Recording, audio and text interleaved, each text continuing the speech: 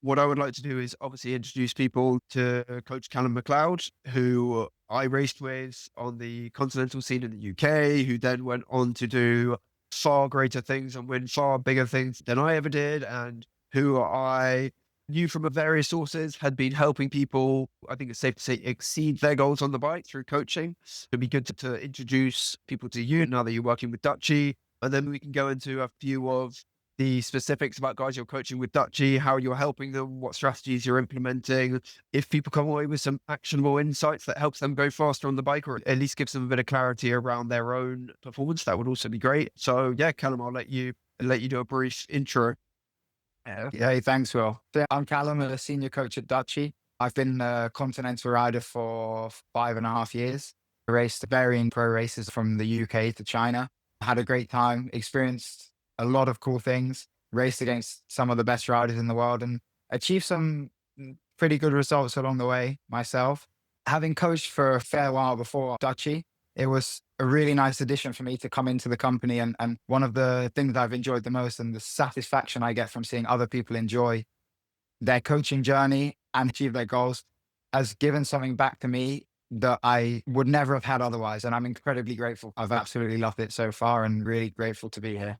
Probably in terms of the end of cycling that is perfect for the hybrid plan, Gabriella is one that stands out massively for me. She had a big accident right before we started working together. She hadn't ridden her bike outside at all since we worked together. We implemented a strategy to build up her fitness so she was strong enough to be in a group. And we did car park steals to get herself confident enough on the bike on her own, with avoiding things, braking, setting off, making very simple back to basic cycling things. She went out just before Christmas with a big group ride for an hour and a half, and she was confident again in a group. She rode in the middle of the group the whole time. The fact that we've got her from being too nervous to go ride outside to, first of all, the fitness back to be able to go and ride outside for 2-3 hours at a time, but also confident enough to go in an hour and a half group ride within the space of a few months is something that I'm really proud of. On the other end of the spectrum, we've got Catherine, who only races indoors. She's never ridden a bike outside in her life, but she loves to race indoors, which I always think that's the most impressive thing you can do, because to me, the idea of a turbo, I'd rather go outside in the rain and 10 degrees. Yeah, she loves it. And she raced the World Championships semi-finals this year for Great Britain, which was quite an achievement for her, but also gave me a sense of pride as a coach, because that's the first person that I've coached that has gone on to represent their country. It was televised. She had the kit, which was just awesome. We've built up everything relevant to the races she's doing. She's racing almost every week, 3 weeks a month. We have one overload week per month where we're training her really hard. The rest is about maintaining or gaining a little bit of fitness, but coming into the race fresh enough that she can still perform. And the balance of, a readiness for the races has been brilliant. We've changed up a few things here and there to, make it work, because week by week, the accumulative fatigue adds up. But she's been going like extremely well in every race.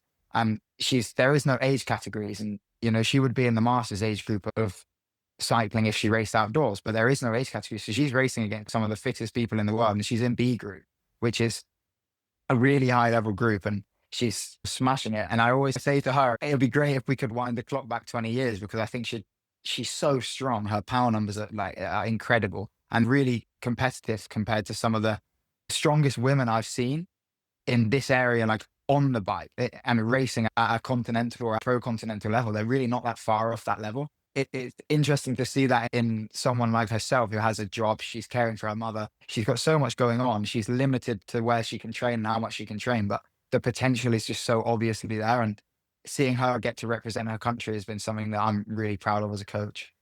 I don't think I've ever had a coach who has worked so hard with someone on bike skills, because really that's usually the sort of thing where we say, cool, we are going to address your physiological limiters and devise a plan which is highly specific to areas you need to work on, your availability and the demands of your target event, and we're good at adapting and getting these people fast in that way. But usually when people come to us and they're like, oh, my skills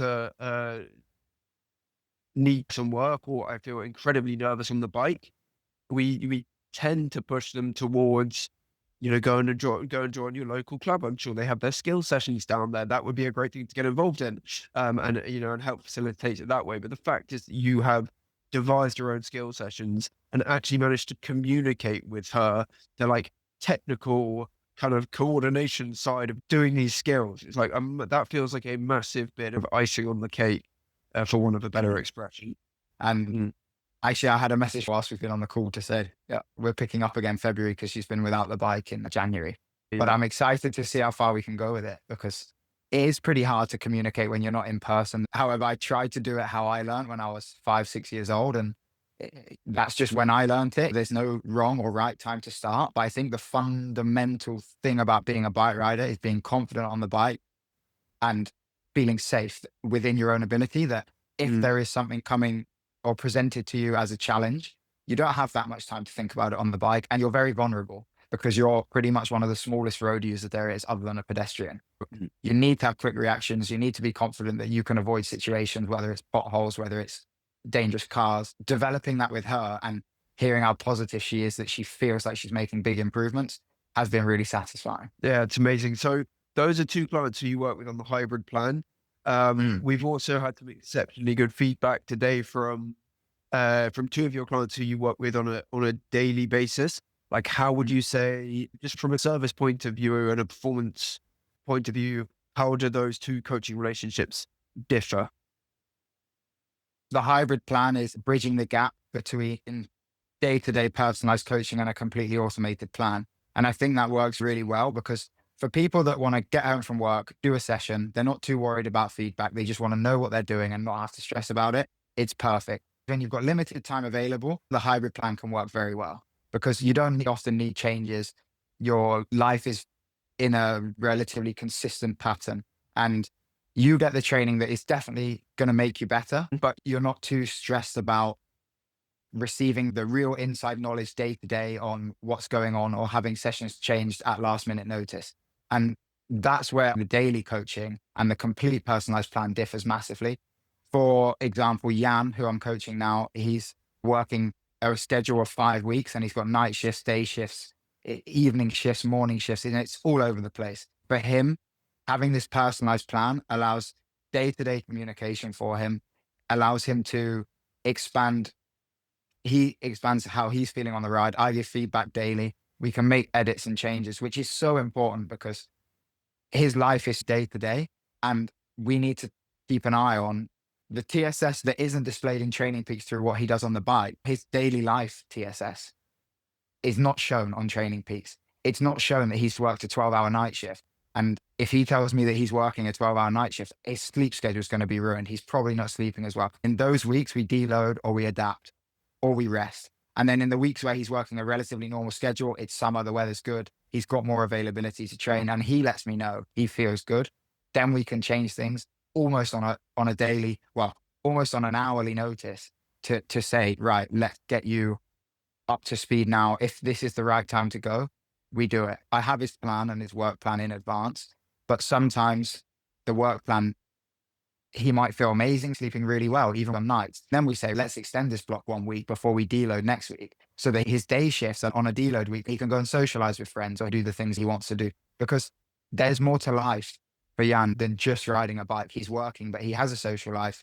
It's not his job, and it needs to be fun. And I think that when you have the ability to edit and change the plan daily, like he does on this full daily coaching package, it means that the bike is more likely to remain something that is fun and an addition to your life rather than it becoming a chore.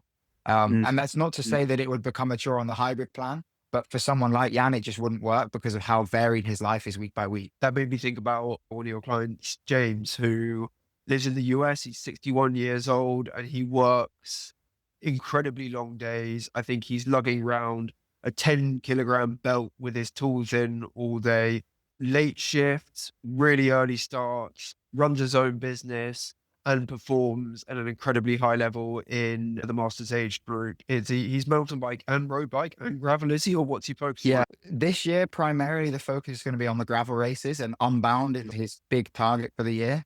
But like you say, he's so busy with work. It's crazy how long he works.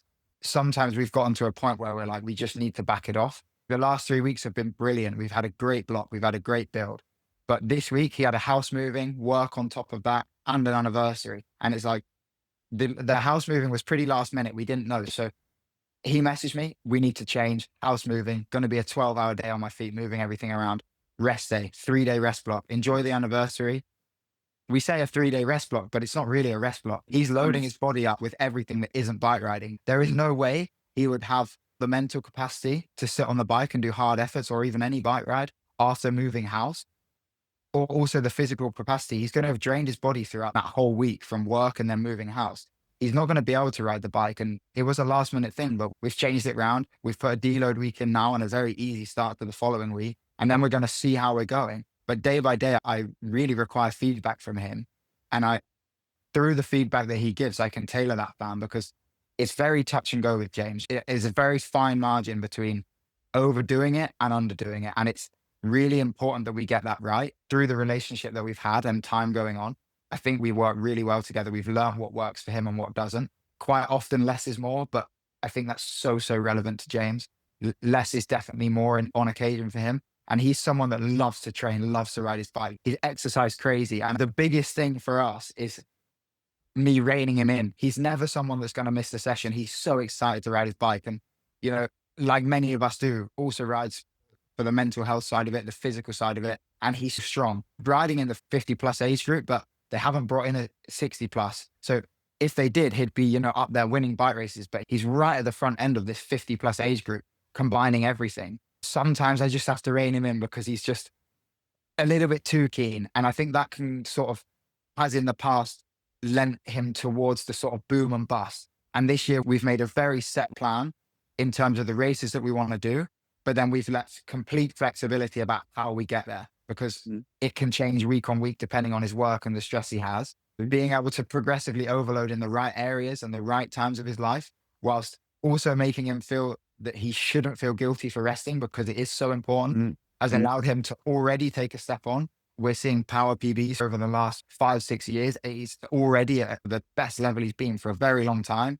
Actually, since he started using the TrainingPeaks platform, that's exciting for me because we've definitely got a way to go. And it's nice to see the new stimulus and the new way of training for him. I completely agree. From the overview level involvement that I have, what I have noticed is it's the perfect example of not following a rigid, like 3 on 1 off, 3 on 1 off, or whatever. You buy a plan of TrainingPeaks and it takes you through these rigid, methodical build, peak, and adapt phases.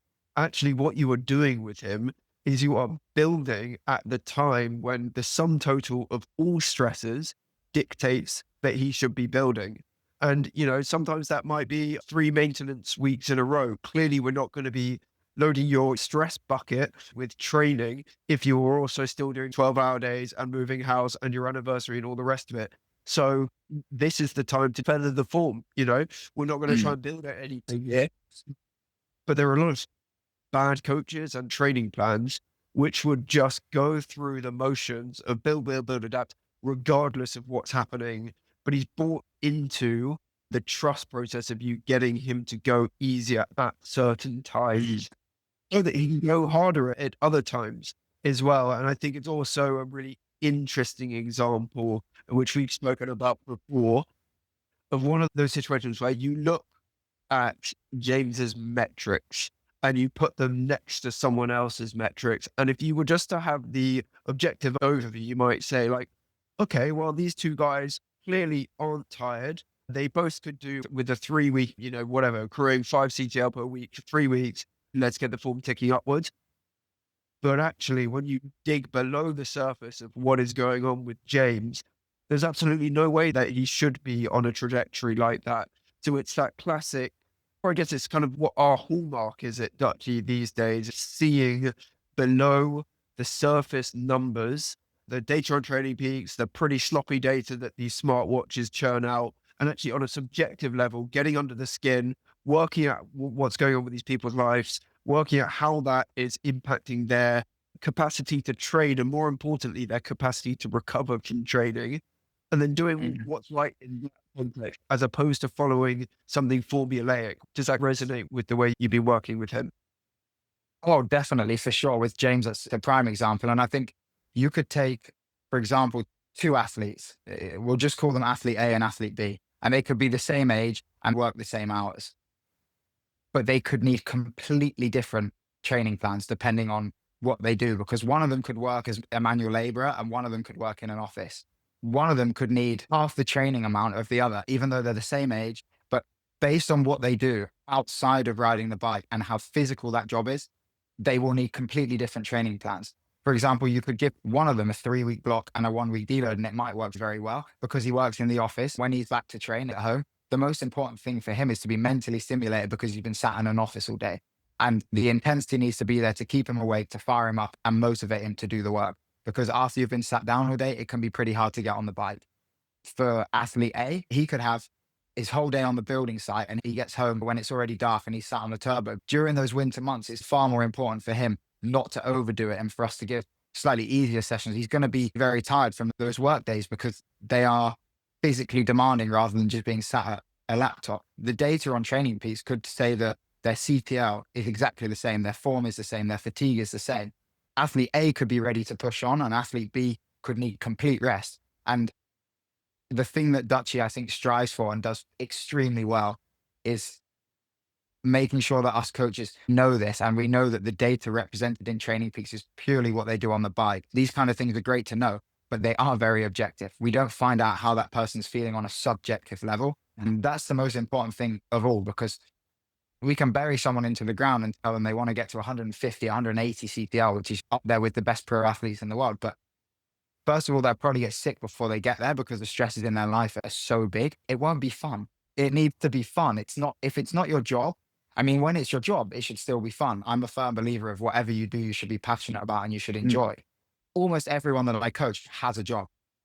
And it needs to be a positive reinforcement in their life. It needs to be something that they enjoy doing, that they enjoy the process of, and they see outcomes that they like. They get better, they get stronger, they work towards a target. And yeah, going back to the A versus B, the data could be exactly the same on TrainingPeaks.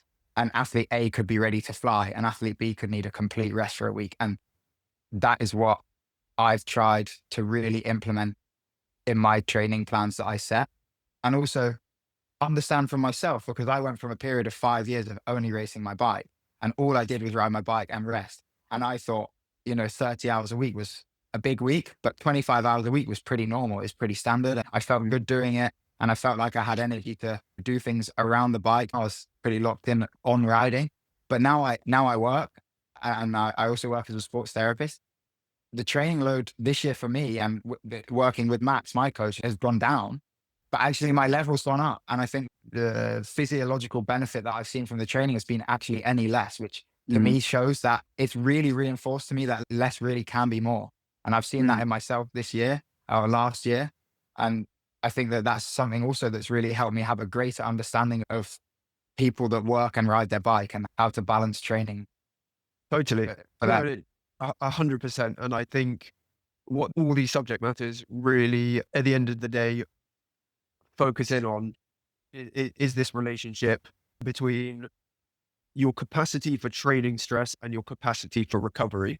So often, people are only looking at that first part. They're comparing themselves to other people on Strava. They're reading books about how much CTL you should accrue throughout a season. They are looking at their various metrics, which are giving them green lights and thumbs up.